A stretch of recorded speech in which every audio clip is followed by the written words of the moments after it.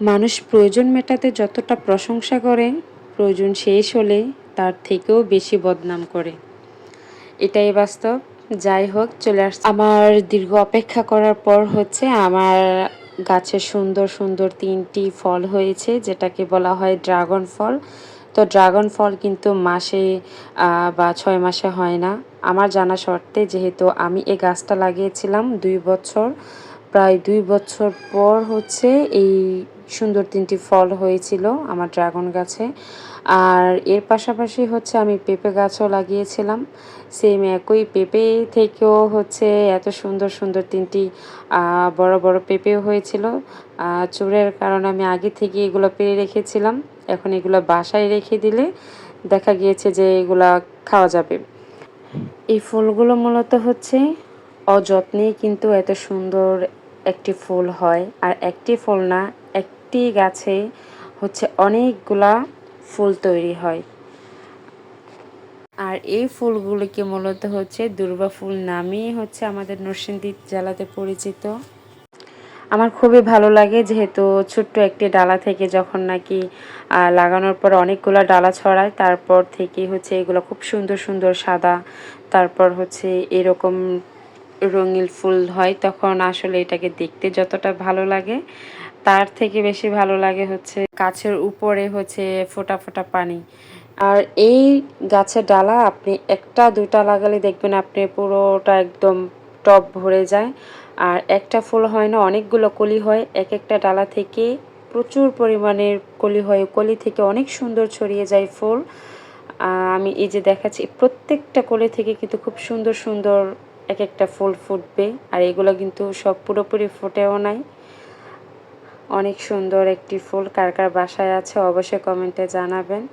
আর গাছের ফুলটা দেখতে যতটা সুন্দর, গাছের ফলটা দেখতে কিন্তু ততটা সুন্দর নয়। আমরা ছোটোকালে হচ্ছে এই গাছের যেই ফলটা, এই যে কাটা কাটা ফল, এটা আমরা ছোটোবেলাতে খেলতাম।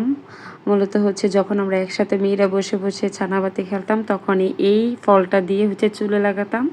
যখনই চুলে লাগাতাম তখনই হচ্ছে এই কাটা কাটা ফলটা চুলের মধ্যে একদম মানে লেগে থাকতো, এগুলো ছুটানো যেত না। যাই হোক, ফলটা অসুন্দর হলেও কিন্তু ফুলটা কিন্তু খুবই সুন্দর।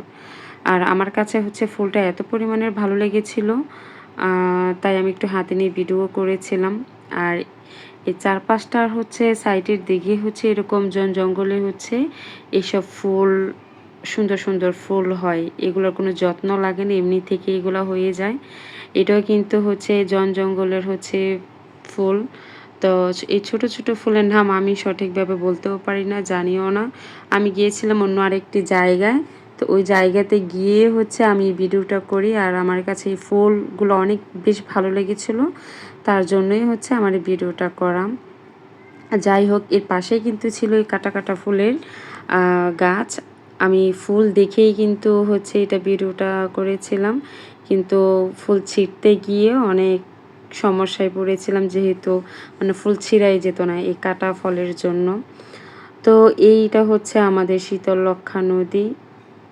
এই নদীর পানি কিন্তু বেশ সুন্দর দেখতে হয়, যেহেতু এখন হচ্ছে বৃষ্টির সময় হচ্ছে নদীর পানি খুবই মানে গুলো হয়ে যায়, জন্য দেখতে হয়তো বা কিছুটা অসুন্দর হলেও কিন্তু আমাদের হচ্ছে এই শীতলক্ষ্যা নদীর পানি খুবই পরিষ্কার পরিচ্ছন্ন। সবসময় পরিচ্ছন্ন থাকে না, এই দিনটাতে আসলেই হচ্ছে এরকম বড় বড় ফটকালা ফটকালা কিছু কিছু গাছ তৈরি হয়। কি গাছ আমি এই গাছের নামও জানি না।